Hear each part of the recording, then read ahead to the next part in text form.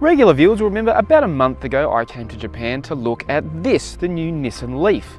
Unfortunately that visit was a simple look, don't drive. But now I'm back to finally take this electric machine for a spin. The concept of the Leaf hasn't changed. It's still a fully electric small hatchback. But the hardware has been given a major upgrade. A new electric motor and battery package improve performance and increase the range. Another big change is the style. Nissan has toned down the radical looks of the original model, both on the outside and in the cabin. In here especially, it is a much more conservative appearance. Think less iPhone, more Pulsar. But that's a big deal because Nissan is targeting the new Leaf less at the EV evangelists and more at a mainstream market. To save development costs, a lot of the underpinnings have been carried over from the old model, but the important parts, the electric motor and the batteries, have been upgraded. The electric motor now produces more performance, 110 kilowatts of power and 320 newton meters of torque. That compares to 80 kilowatts and 280 newton meters for the old model. The lithium-ion batteries have been upgraded as well, with the range increasing from less than 200 kilometers to a claimed 400 kilometer maximum between recharging. There are a couple of other new innovations in the way it drives too.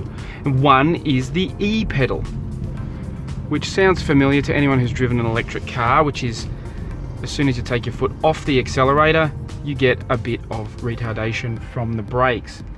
Except Nissan has taken it to the next level with the e-pedal because it also includes the rest of the braking system. So instead of just using the regenerative power, you get full stopping power by just removing your foot from the pedal. So it'll even stop, come to a complete halt on a hill without even putting your foot on the brake pedal. Of course, it does take a little bit of getting used to because it is such a different thing. Particularly if you've never driven an electric car, you will need to take some time to adjust the way you use your right foot because it is quite a different experience. Another innovation for the Leaf is Nissan's ProPilot, sort of a mild autonomous functionality for the car. Unfortunately, our testing today has been less than impressive, shall we say. It has a hands-off function, so you can take your hands off the steering wheel, but it's only for about 5 seconds, which is not particularly helpful in any situation. And the system did have some problems negotiating even a gentle curve on the expressways we were using, so there's maybe a little bit of work to be done there before it's as impressive as some of the other systems we've experienced. As for the rest of the way it drives, well, it's a good thing. It's nice and quiet, obviously, because it's an electric car. You haven't got the buzz of a motor.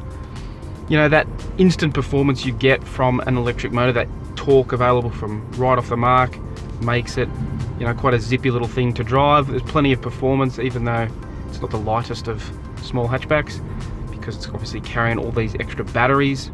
But overall, it's a fun little hatchback to drive. We'll have to wait until late 2018 to get our hands on the Leaf in Australia. When it arrives, the Leaf will likely cost more than $50,000, but with limited competition, that should make it one of the most affordable fully electric cars on sale in the country. Whether or not that is too much to win over petrol-powered drivers remains to be seen.